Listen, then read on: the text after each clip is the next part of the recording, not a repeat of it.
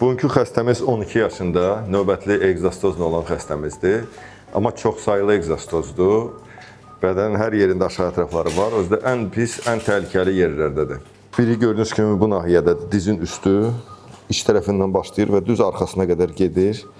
Bütün o ana damar siniri içinə alıbdır. Onun üçün bunları hamısını çıxaracağıq.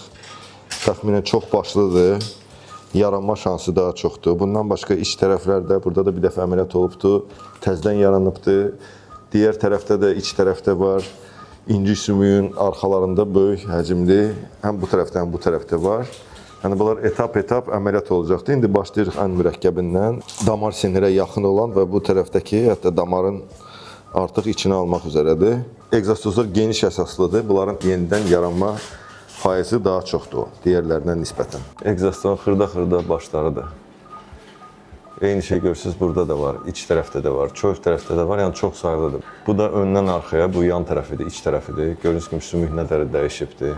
Bu oyundan xəttidir. Gördüyünüz kimi burada balaca olacaqlar var, gələcəkdə yarana bilər, burada yarana bilər. İndi bizim işimiz əsas bura ilədir. Buranı, bu təhlükələri təmizləməliyik.